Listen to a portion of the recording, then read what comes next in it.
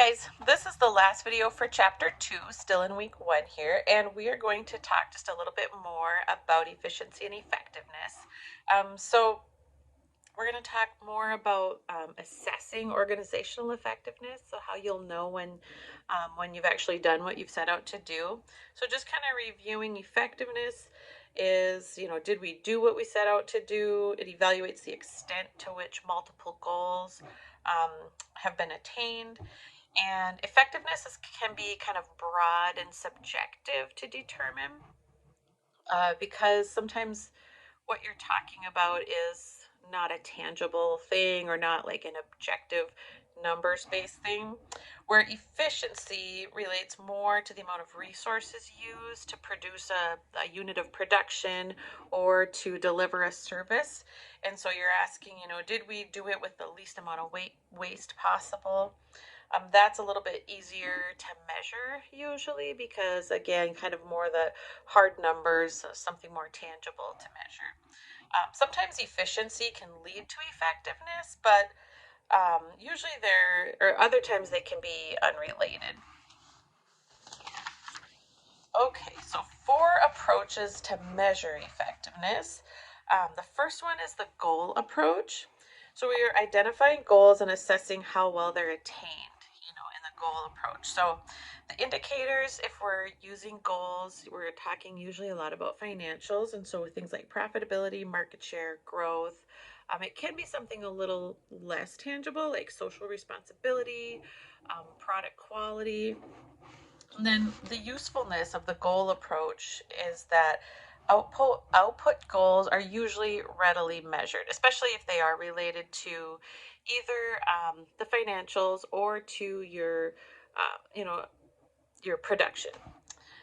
2 problems that we see with the goal approach are that multiple goals and they can be conflicting. And we've kind of talked about that before with some conflicting things that can happen, especially if something is short term versus long term. But anyway, multiple goals can be kind of conflicting. Okay, the second approach to measuring effectiveness that they talk about in the text is the resource-based approach. So this looks more at the input side rather than the output side.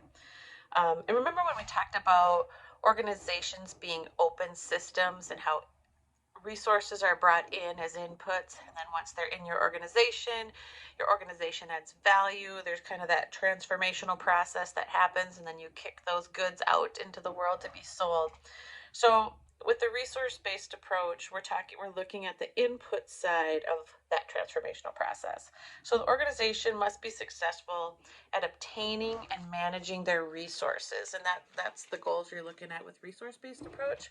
So indicators that you're going to look at, in other words, how are you going to measure how well you did using this approach?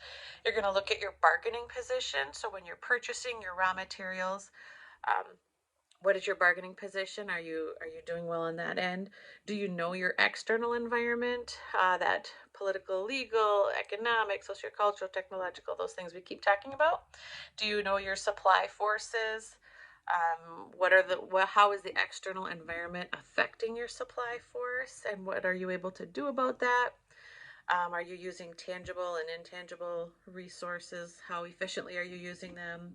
And how well do you respond to changes in that external environment and with all those other indicators? The usefulness of the resource-based approach, it's valuable when other indicators for performance are difficult to obtain. Then this is a useful one to use.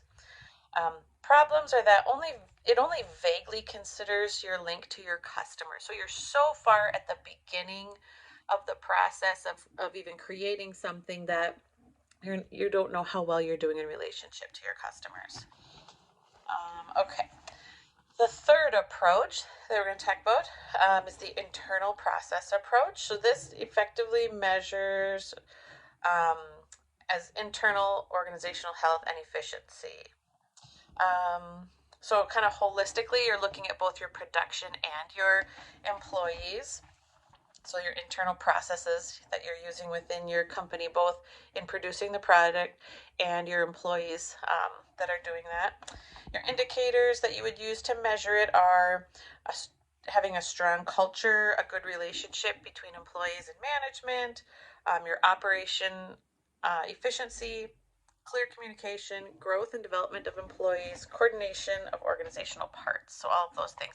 So some of those things are a little bit more subjective and a little harder to actually measure other than surveying employees and that kind of thing. And some of them, like the operational efficiency, are more objective to measure.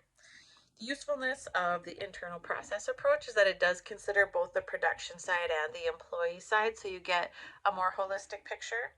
And then problems that could arise are that your total output and your organization's relationship to your external environment are not evaluated. So you can see with each of these approaches, they all kind of have their own little lens, their own focus that they're on. None of them take into approach all of the things. The last one we're going to talk about is the strategic constituents approach. This is similar to a stakeholder approach that we talked about in chapter 1. This focuses on the satisfaction of all of your key constituents. So this could mean, your suppliers, your employees, your customers, your shareholders, right? All these different groups of people. So the indicators would be that it's based on how satisfied all of those different groups of people are that we just talked about. And then the usefulness, the effectiveness is complex because we are talking about different groups of people, again, who all have kind of different needs and wants that they want out of it. And the approach measures several of those indicators. And that's all for those four. So that's the 4 approaches to measuring effectiveness. Again, we had the goal approach, the resource-based approach, the internal process approach, and the strategic constituent approach. My notes are falling apart here. Okay. And then we've got the integrated effectiveness model. And this one is based on the assumption that there are disagreements and competing viewpoints, right? Which we talked about with a couple of these different ones. So this is one that can tie it together a little better. And it balances the concerns. So the indicators, it would have an organizational focus that is both internal and external. And it would look more at the structure. You'd be focusing on structure that's stability, or with a mechanistic approach, or flexibility that's an organic approach being the dominant concern. So in other words, what is your structure? That's what you're looking at with this model. Is it going to be that mechanistic or organic approach to your structure? I think that is it for this last video for chapter 2. So if you have any questions about anything as you work through your questions for the discussion board, as you work through the paper for the Gore case, always please feel free to ask me questions. I'll see you on the next one.